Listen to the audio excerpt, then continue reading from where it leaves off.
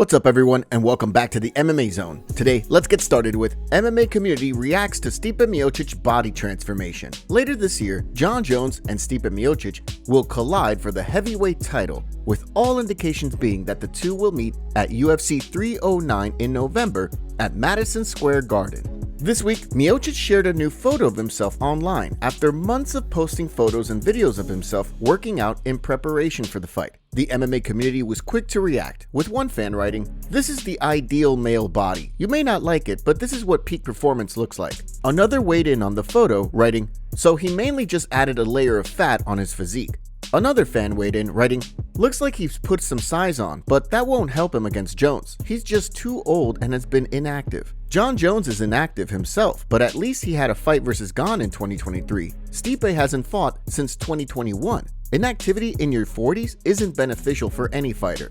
One fan weighed in, writing, "His upper body isn't the problem. He has Usman's knees, but worse, LMAO."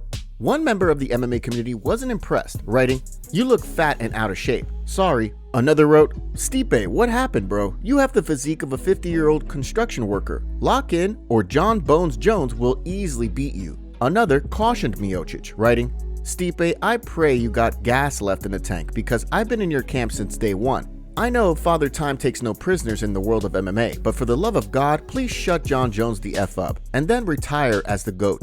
One fan took aim at Jones, writing, "I really hope you smash that cheating piece of ish." After over 3 years away from the octagon, only time will tell how Miocic's big return plays out. Ariel Helwani reveals bad news. Over the last couple of weeks, Ariel has teased his contract ending, and it seems that he couldn't come to an agreement and will announce his new deal soon. A couple months ago, I mentioned that the majority of my contracts are coming to an end on August 15th. August 15th is right around the corner, and so I thought it would be good to update everyone. And so, yeah, this has been an incredible 3-year stretch post ESPN. I got to do a lot of cool things with a lot of great people. And in particular, my contracts with both Vox Media and Spotify came to an end or are coming to an end on August 15th. And after many months of contemplating and dissecting and thinking about what the next move should be, I've decided to move on from both companies. Both didn't let me down, and very hard to leave, very hard to move on. And so, yeah, it's tough to leave. It's tough to say goodbye. But you know, this is how life is. In due time, in the next probably few days to weeks, not exactly sure when, but definitely before Labor Day, I will announce the next step, the next chapter. I will announce everything that we have going on. It has been in the works, and we're almost quite there. Next up, let's take a look at Paddy Pimblett sends a warning to Islam Makhachev. Following his recent win over Bobby Green in Manchester, Paddy Pimblett has now made his debut on the UFC's official rankings. In the wake of his win, Pimblett unsurprisingly called out Renato Moicano for a fight next year after Moicano and Benoit Saint-Denis throw down at UFC Fight Night Paris in September. The win also caught the attention of Islam Makhachev, who spoke to fans and media members in Abu Dhabi earlier this month during a Fight Week Q&A. At the time, the lightweight champion stated that Pimblett is an exciting fighter, and if he keeps winning, he could wind up competing for the title. In a video for his YouTube channel, Pimblett responded to the clip, sending a warning to the champ. Do you see that where Islam was talking about me today? He said it's an exciting fight and that keeps winning, you never know, he could fight for the belt and that. You know Islam, we're coming brother, we're coming. As Money Moicano explained in response to Pimblett's UFC 304 call-out, following his upcoming fight with Benoit Saint-Denis, he'll shift focus to the baddie, who wants the pair to coach opposite one another on The Ultimate Fighter. Next up, let's take a look at Robert Whittaker talks about Israel Adesanya versus Dricus du Plessis. As one of the few men to share the octagon with both Israel Adesanya and Dricus du Plessis, Robert Whittaker has a unique perspective on the upcoming UFC 305 clash between the Last Stylebender and DDP. While speaking on a recent episode of his MMA Arcade podcast this week, Whittaker gave his breakdown on the UFC 305 headliner, explaining that he's 50-50 on how the fight could play out. On one hand, he could see Adesanya maintaining distance and fighting his way to a decision. However, on the other hand, he could also see DDP finding success with a game plan similar to the one he used against Sean Strickland. they're 50-50 odds. That's how much I think either one could sway, right? I think there's a 50% chance Izzy kind of keeps him at the end of his jab, utilizes that spacing, doesn't get his back put against the fence, defends some takedown, but ultimately wins by decision. Okay? And I also think there's a 50% chance Dricus does what he did to Strickland, pushes into that space, takes him down, wears him out, turns into a dogfight, doesn't get a finish, but drags it out to the point where he is still the remaining champion. The MMA community seems to be in agreement with Whittaker on the fight being 50-50. Currently, Adesanya sits as a slight -128 favorite on FanDuel, while on the flip side, Du Plessis is a very slight +100 underdog. Next, let's take a look at Jon Anik fires back at the MMA community. Longtime commentator Jon Anik may have made one of the best commentary calls in UFC history, moments before Leon Edwards knocked out Kamaru Usman at UFC 278. However, leading into UFC 304, Anik had a foot in both camps. As he explained in a recent interview with MMA Fighting, he and Leon Edwards' manager Tim Simpson go way back. On the flip side, Belal Muhammad co-hosts a podcast with Anik's twin brother. And according to Anik, if he were to get married again, Muhammad could very well wind up being a groomsman. Because of his relationship with both fighters, Anik recently defended himself from the MMA community, making it clear that he wasn't biased one way or the other when calling the action in Manchester for UFC 304. If you listen to the Anik and Florian podcast, our show open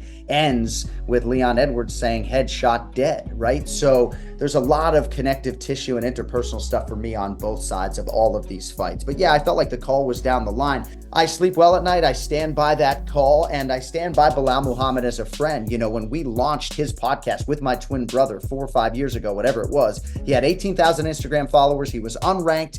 We believed in him in terms of him having a social media presence and that he could maybe become a contender, if not championship athlete. And you know what? We bet on the right guy. When the UFC hits Perth this weekend at UFC 305, expect Anik to be on commentary duties like usual. Next, let's take a look at Canelo not worried about the UFC and Sean O'Malley. On September 14th, the UFC will be having one of the biggest cards in MMA history, with the first ever MMA event at the Sphere. The card will be the second that the UFC has held in honor of Mexican Independence Day. However, this year, the historic card at the Sphere will be competing directly with the Canelo vs. Berlanga card on pay-per-view. During a recent episode of the $1 Million Worth of Game podcast, Canelo spoke about the situation, making it clear that he's unfazed by the two cards going head-to-head on pay-per-view. Other kind of fights, but Canelo is just different. And I don't care if he's the UFC there. When Canelo fights, he's different. While Canelo isn't paying too much attention to the situation, Sean O'Malley is eager to prove himself as a PPV draw on September 14th. During a recent episode of the Timbo Sugar Show, O'Malley spoke about his plans to take the spotlight from the Canelo-Berlanga fight. Love this matchup. He's got a 10-fight win streak. It's a big fight. It's at the Sphere. It's in competition with boxing, which is just kind of I don't know if it's an extra little layer of, like, when it comes to Sunday, Monday, Tuesday, Wednesday, who are they talking about? Are they talking about Canelo? Are they talking about the box fight? Are they talking about the absolute dominating, beautiful, masterful, masterclass performance that put on Merab and the viral knockout that came with it? Or are they talking about a 36-minute Canelo boxing fight that was kind of fire? That's what excites me, is like the competition of who are they talking about Sunday, Monday, Tuesday.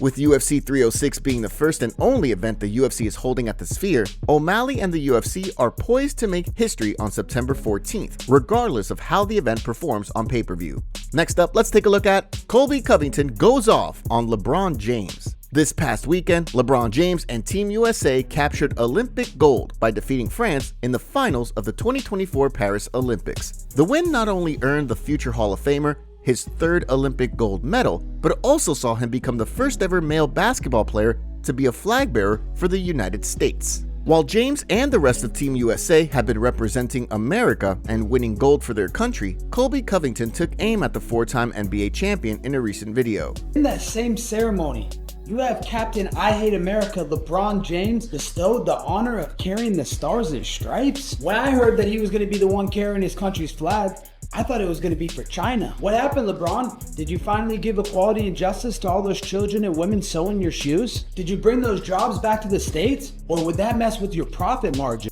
The MMA community was quick to react to the video, with one fan posting a meme, writing, "Colby is all talk. Another joked, dude calls out anybody besides a welterweight contender. Another member of the MMA community also posted a meme showing an individual talking to a wall, writing, Colby trying to get LeBron to notice him. One member of the MMA community took aim at Covington, writing, my god, Colby and his whole act are so effing washed up. This must be what he has to do to stay relevant since his career is over. So far, no word yet as to when Covington will be back in the octagon after his loss to Leon Edwards. Dana White suspends UFC fighter for using steroids. Jolton Luderbach was suspended for 2 years for a metabolite of drostanolone, which is an anabolic steroid. Jolton was made aware of the positive test on June 20th. According to sources, he admitted to extensive use of the substance prior to his signing to the UFC, and his UFC contract was terminated based on the failed test.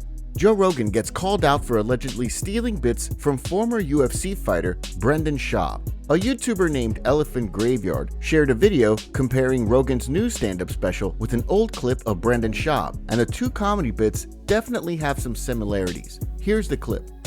With this wonderful Chinese voice he does here. Let's go! Look, there's Harry! Mr. Schaub, after you numb your lip, you need many, many stitches. This be worth paying your life. With all these big criticisms about our infrastructure! Well, that is rough, but at least he's not straight up copying Brendan's jokes, right? My life would be so much easier if I was just gay as shit. I wish I was. It looks way easier. We'd like play video games all day. We'd work out. At night, we'd each other. You're hanging out with only guys? No one can get pregnant? That is a low that is so low where I never expected Joe to go. Stealing from Brendan Schaub. My God, if that is not the death knell of a comedy career, then I don't know. Top comments. Any person that takes legal action online is a phony. She was never abused by Alex. If she was, she would have made a legal claim to the police and not to the internet. Damn, I don't think I've ever heard Merab so triggered. If Umar isn't next in line for the belt, I say let Umar and Figgy settle who's #1 contender. Merab, why are you so mad at Tim? Merab, he say I have funny nose.